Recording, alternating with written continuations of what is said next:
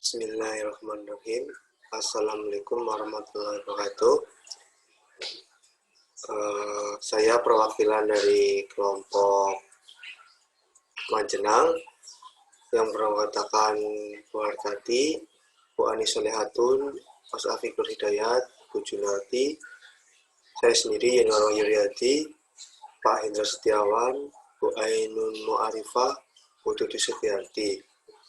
Di sini saya akan mempresentasikan tentang asuhan keperawatan dengan gangguan sistem kardiovaskuler dan penyakit chronic heart failure.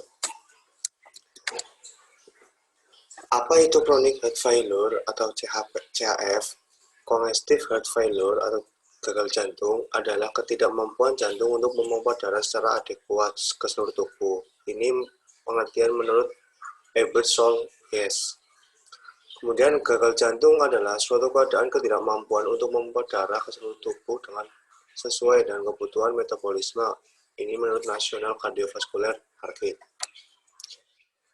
Apa etiologinya? Untuk etiologinya itu yang pertama kelainan otot jantung, yang kedua aterosklerosis koroner, yang ketiga hipertensi sistemik atau pulmonal, yang keempat peradangan dan penyakit miokardium, yang kelima penyakit jantung lain seperti stenosis katup semilunar, tamponade perikardium, perikarditis konstruktif, stenosis katup PAF.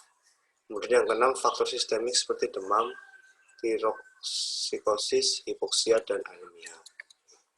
Kemudian untuk tanda dan gejala, untuk yang CHF kronik itu ada anoreksia, nokturia, edema perifer, hiperpigmentasi, ekstremitas bawah, kelemahan, hepatomegali, ascites, dyspnea, intoleransi aktivitas berat, kulit kehitaman. Untuk CHF akut, yaitu ada ansietas, peningkatan berat badan, restlessness, nafas pendek, bunyi krekes, fatigue, takikardi, penurunan resistensi vaskuler, distensi vena jugularis, dyspnea, ortopnea, batuk darah, wheezing bronchial, cyanosis, denyut nadi lemah dan tidak teraba, penurunan urin output, delirium, dan sakit kepala. Kemudian untuk komplikasinya yaitu yang pertama trombosis vena dalam pembentukan bekuan vena karena stasis darah. Yang kedua shock kardiogenik akibat disfungsi nyata. Yang ketiga toksisitas digilatis akibat pemakaian obat-obatan digilatis. Kemudian pemeriksaan penunjangnya, yang pertama menggunakan EKG, ECG, ronsen dada, scan jantung, laterisasi jantung, elektrolit, oksimetri nadi, AGD, dan enzim jantung. Untuk penata laksanaan dengan menggunakan 3 cara non-farmakologi, pendidikan kesehatan, dan farmakologi. Untuk non-farmakologinya yaitu yang pertama meningkatkan oksigenasi dengan pemberian oksigen dan menurunkan konsumsi oksigen melalui istirahat atau pembatasan aktivitas. Kemudian yang kedua, diet pembatasan natrium. Yang ketiga, menghentikan obat-obatan yang memperparah seperti NSAID karena efek prostaglandin pada ginjal menyebabkan retensi air dan natrium. Kemudian yang keempat, pembatasan cairan kurang lebih 1.200 sampai 1.500 cc per hari dan olahraga secara teratur. Untuk pendidikan kesehatannya yaitu yang pertama informasikan pada klien, keluarga, dan pemberi perawat tentang penyakit dan penanganannya. Yang kedua, informasikan difokuskan pada monitoring berat badan setiap hari dan intake natrium. Yang kedua, diet yang sesuai untuk lansia CHF, pemberian makanan tambahan yang banyak mengandung kalium seperti pisang, jeruk, dan lain-lain. Untuk teknik farmakologinya yaitu menggunakan obat dikosting, hydralazine, isobrabdin dinitrat, kalsium channel blocker, dan beta blocker. Untuk konsep dasar asuhan keperawatan gagal jantung kongestif, yang pertama itu adalah pengkajian, kemudian keluhan utama dan riwayat penyakit sekarang, serta riwayat penyakit dahulu. Kemudian ketiga, riwayat penyakit keluarga, pola kebiasaan setiap hari, pemeriksaan fisik, dan pemeriksaan penunjang.